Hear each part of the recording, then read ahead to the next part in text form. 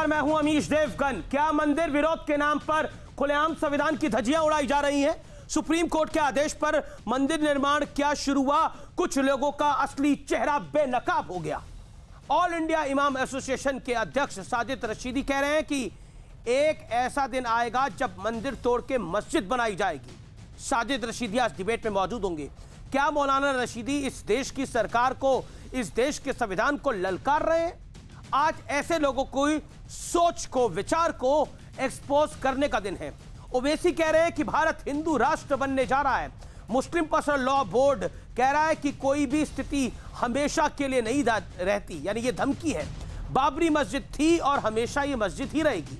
और कांग्रेस भी पीछे नहीं है। कांग्रेस के बड़े नेता मल्लिकार्जुन खड़गे, जो विपक्ष के नेता भी रहे 2014 से 2019 तक, उनका कहना है कि मंदिर के मुद्दे ने सियासी ध्रुवीकरण किया है, समाज को बांटने का काम कर दिया। आखिर सुप्रीम कोर्ट के आदेश से मंदिर बनने पर क्या आफत आ गई है? क्या मल्लिकार्जुन खड़गे कांग्रेस के नेता, क्या ओवैसी, क्या साजिद रशीदी और क्या all India Muslim personal law board?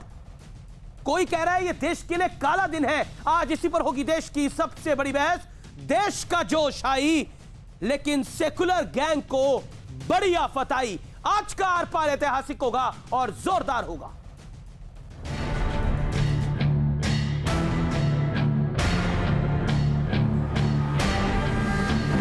Siyavar Ramchandra की जय सिया राम।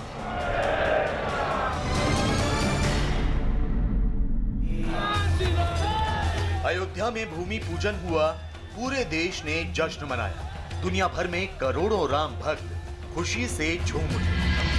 जय जय श्री राम। लेकिन कुछ नेता और कुछ स्वघोषित संविधान के रक्षक संविधान की दुहाई लेकर मैदान में कूद पड़े हैं। ये वो लोग हैं जो बात तो संविधान की करते हैं, लेकिन शायद इन्हें संविधान पर रत्ती भर भी भरोसा नहीं है। जरा सुनिए इन जनाब को। कल बाबरी मस्जिद की जगह पर राम मंदिर का निर्माण, उसकी शिलान्यास जो हुआ, वो देश की तारीख में, देश की हिस्ट्री में ऐसा काला दिन था जिसको रहती दुनिया तक याद रखा जाएगा। 9 अक्टूबर 2019 को एक ऐसा फैसला सुप्रीम कोर्ट ने सुनाया जो मैं समझता हूँ हिंदुस्तान की अदलिया की तारीख में कभी ऐसा बोगस फैसला नहीं सुनाया गया होगा। और इंशाअल्लाह हम तो इस बात पर भी यकीन करते हैं कि तारीख दोहराई जाती है। हया सूफिया का मामला जो तुर्की में हुआ, वो अपने आप में उसकी ज़िंदा मिसाल है। आज ताकत और हुकूमत के बल पर आपने ये सब कुछ कर लिया है। कल एक ऐसा दिन आएगा कि कुछ इंसाफ पसंद लोग होंगे जो, मैं समझता हूँ कि ये तारीख फिर वही दोहराई जाएगी कि मंदिर तोड़कर, पहले तो मंदिर तोड़कर मस्जिद नहीं बनाई गई थी, लेकिन शायद अब मंदिर तोड़कर मस्जिद बनाई जाए। देश की सबसे बड़ी अदालत के आदेश पर मंदिर का निर्माण हो रहा है। इसके बावजूद कुछ लोग अपनी जुबान से आग उगल रहे हैं। ये देश संविधान से चलता है, ये देश संविधान से चलता है, ये देश संविधान से चलता है। सुन लो दीदी, अरे बहन सुनो, अरे दीदी सुनो, अरे बहन क्या क्या बोल रही है मैडम आप? मस्जिद थी, मस्जिद है और मस्जिद रहेगी। इंडिपेंडेंट हिंदुस्तान की तारीख का सबसे काला दिन आज मानते हैं। उधर ओवैसी भी अयोध्या के मुद्दे पर जुबानी आग उगल रहे हैं। आज का दिन सेकुलरिज्म की शिकस्त का दिन है। आज का दिन जमहूरियत की शिकस्त का दिन है। और आज का दिन याद रखा जाएगा हिंदुत्व की कामयाबी के लिए। आज का दिन याद रखा जाएगा। मुस्लिम पर्सनल लॉ बोर्ड ने भी कहा है, दुखी होने की जरूरत नहीं है। कोई भी स्थिति हमेशा के लिए नहीं रहती है। बाबरी मस्जिद थी और हमेशा मस्जिद ही रहेगी। हागिया सोफिया मस्जिद इसका बड़ा उदाहरण है।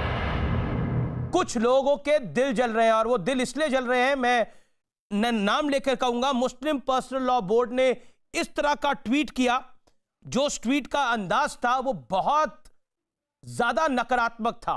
कुछ लोग हैं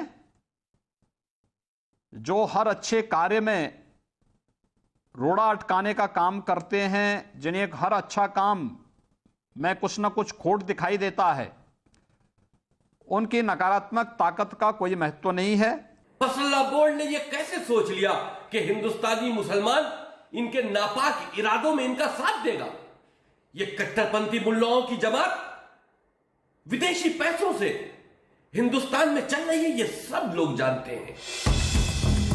पीएम मोदी ने अयोध्या में कहा कि आजादी की लड़ाई की तरह मंदिर ने भी लोगों को जोड़ा है।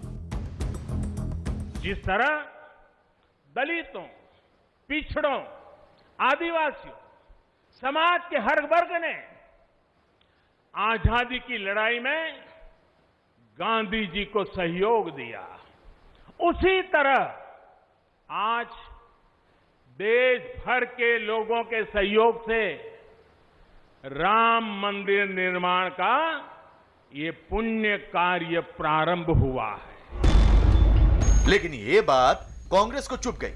मल्लिकार्जुन खड़गे ने पलटवार किया।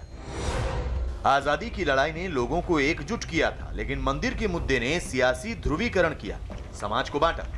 लेकिन बड़ा सवाल उन लोगों पर है जो संविधान का नाम लेकर संविधान को ही चुनौती देने की कोशिश कर रहे हैं। तो आज इसी पर होगी देश की सबसे बड़ी बहस। देश का जोश आई, सेकुलर गैंग को आफत आई। और अब एक ऐसा विश्लेषण जिसमें शब्द मेरे नहीं हैं, उनके हैं जिन्होंने ये बोले हैं। सेकुलर गैंग की असलियत का विश्लेषण। हो सकता है मंदिर तोड़कर मस्जिद बने, साजिद रशीदी। हिंदू राष्ट्र बनाने की कोशिश हो रही है, असउद्दीन ओवैसी। आतंकवादी संगठन का राज है यहां, यास्मीन फारूकी। यह तारीख का सबसे काला दिन है, तस्लीम रहमानी। बाबरी मस्जिद थी और हमेशा ही रहेगी, ऐसा all India Muslim personal law board ने बयान दिया। और हागिया सोफिया मस्जिद का भी जिक्र किया। संविधान की दुहाई देते देते कहानी कहां तक आगे बढ़ गई है ये मुझे बताने की जरूरत नहीं है। 70 साल का सेकुलरिज्म एक्सपोज हो गया है कल एक दिन के अंदर, जब श्री राम लला का मंदिर का भूमि पूजन वहां हो रहा था। 70 साल का सेकुलरिज्म, ओवैसी से लेकर कांग्रेस नेता मल्लिकार्जुन खड़गे तक और all India Muslim personal law board से लेकर साजिद रशीदी साहब तक, सबने एक्सपोज कर दिया है। मैं आप आज कौन कौन मेहमान हैं आपको उनसे मिलवाता हूं। मेरे साथ आज जुड़ रहे हैं यास्मीन